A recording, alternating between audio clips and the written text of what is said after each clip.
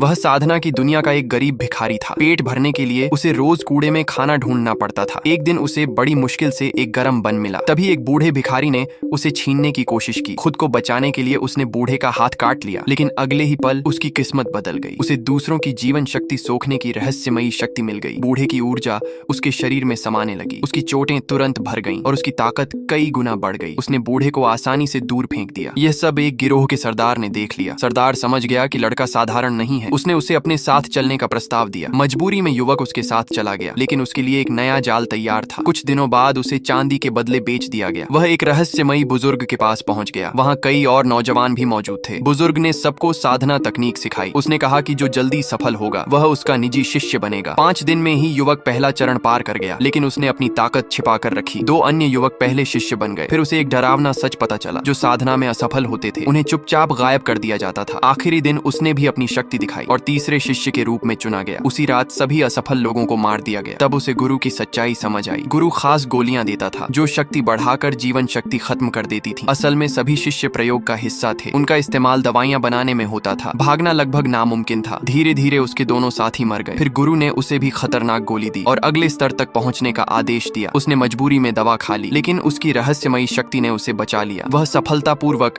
अगले स्तर पर पहुंच गया। फिर भी गुरु ने उसे पूरी आजादी नहीं दी। जाते समय उसने उसे घातक जहर दे दिया, जिसका असर हर 7 दिन बाद होता था। इलाज की तलाश में वह भटकता रहा, लेकिन किसी के पास समाधान नहीं था। इसी दौरान उसकी मुलाकात पुराने भिखारियों से हुई, जिन्होंने कभी उसे सताया था। इस बार उसने दोनों को मार दिया और उनकी जीवन शक्ति भी सोख ली। उसकी ताकत तेजी से बढ़ने लगी। तब उसने गुरु को खत्म करने की ठान ली। वह गुप्त रूप से शक्ति इकट्ठी करता रहा। आखिरकार सही मौका आ गया। गुरु ने उसे नई और खतरनाक दवा दी। उसने उसे बिना विरोध निगल लिया। दवा बेहद घातक साबित हुई, लेकिन जमा की गई ऊर्जा ने उसे बचा लिया। उसकी साधना फिर एक स्तर बढ़ गई। उधर गुरु अपनी सफलता पर खुश था। उसने खुद वही दवा खा ली, लेकिन दवा ने उसे कमजोर कर दिया। वह खड़ा तक नहीं हो पा रहा था। यही युवक के लिए सुनहरा मौका था। उसने तुरंत खंजर निकाल लिया और गुरु के सीने में घोंप दिया। गुरु की वही मौत हो गई। उसकी आंखों में केवल हैरानी थी। गुरु की मौत के बाद युवक ने सब कुछ खोजा। उसे जहर का इलाज और खजाने मिल गए। साधना ग्रंथ, ताबीज और दौलत भी मिली। अब वह पहले जैसा कमजोर नहीं रहा। उसकी अगली मंजिल तय थी। उसे अपने दुश्मनों से बदला लेना था। यह उसके बदले की शुरुआत थी। अभी कहानी खत्म नहीं हुई थी।